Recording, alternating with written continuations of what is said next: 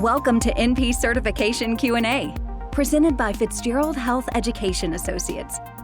This podcast is for NP students studying to pass their NP certification exam.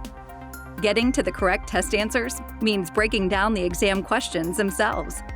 Leading NP expert Dr. Margaret Fitzgerald shares her knowledge and experience to help you dissect the anatomy of a test question, so you can better understand how to arrive at the correct test answer. So if you're ready, let's jump right in.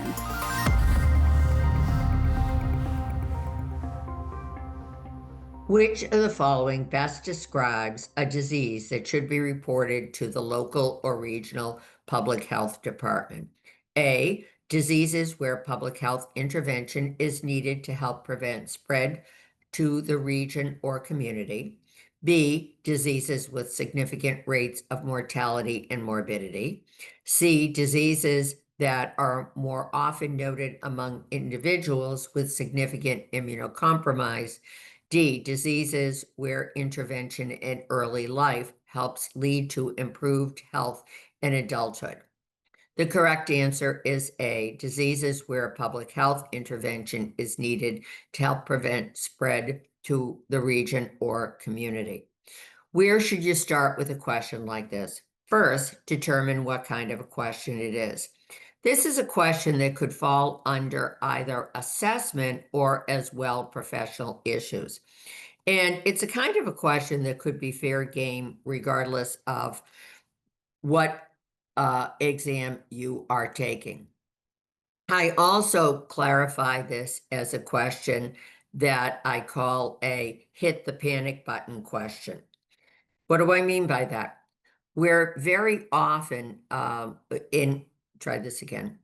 The panic button question is what I refer to is a question that a person encounters while taking the boards and will say to themselves, oh, we didn't do a public health module specifically in our program. I don't know anything about public health. Where should I even start?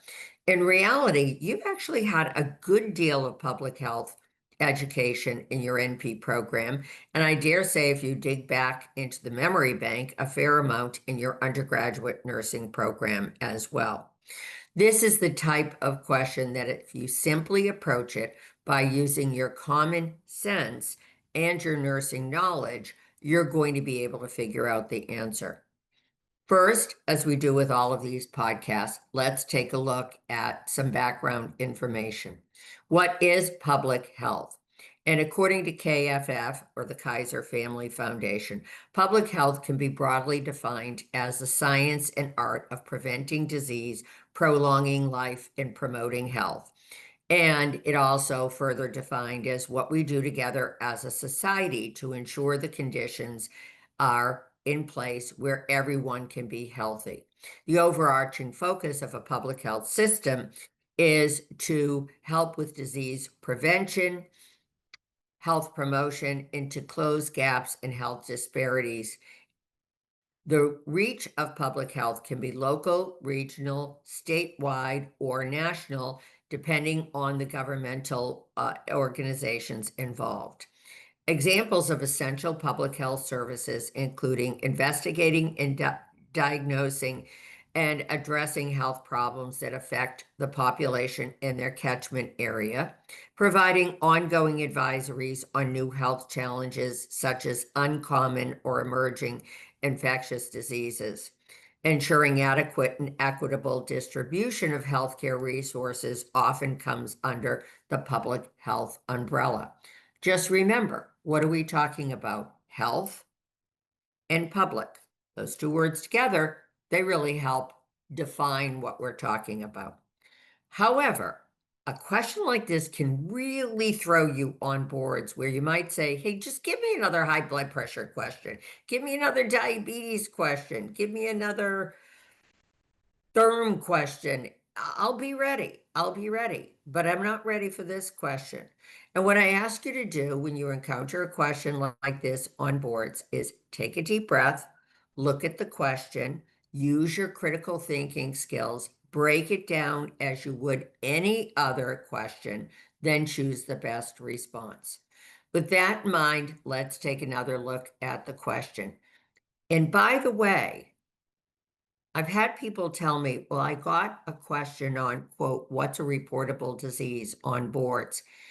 And the person would say back to me, so do I need to memorize? It's measles, it's tuberculosis, it's this, it's that. No, no, no, no, no. No, that would be an example of look up information on the boards of what is considered to be a reportable disease. But on the other hand, this is more a conceptual question, if you will. So back to the question. Which of the following best describes a disease that should be reported to local or regional public health department? A, diseases where public health intervention is needed to help prevent spread to the region or community. As I mentioned before, this is, of course, the best answer. But why is it? Please note some key words. One is mentioned specifically in public health interventions, okay? The other keyword is spread. While not saying this specifically, it implies this is some kind of infectious disease, likely with significant mortality and morbidity. It could include well-established diseases like syphilis and tuberculosis. It could also include select vaccine preventable diseases with significant risk for mortality and morbidity, like measles, i.e., using the measles example.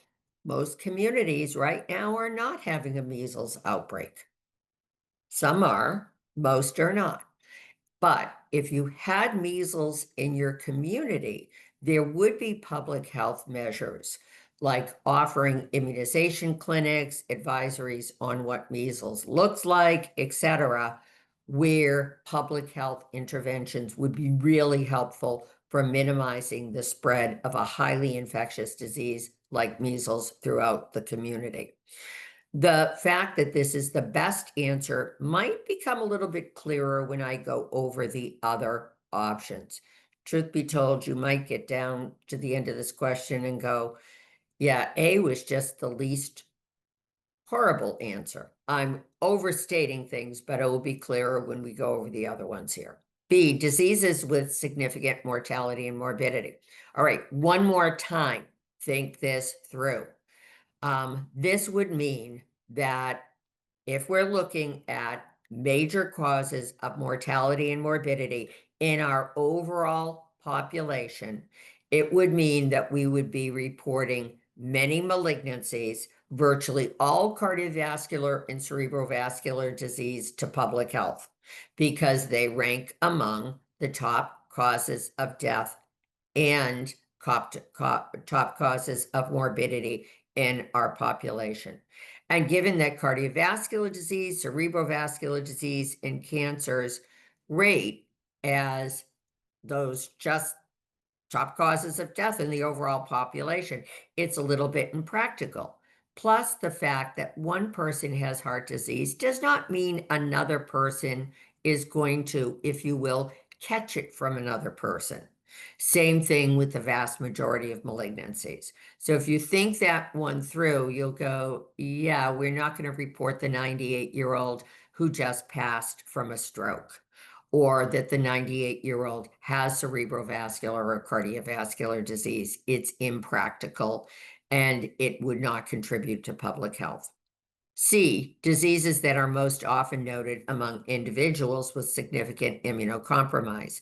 Again, think this one through. It would mean that anyone on an immune modular, anyone on any kind of immunosuppressant therapy, and then people with immunosuppression from other etiologies where they develop a disease that's particularly severe in the presence of immunocompromise, that would need to be reported to public health.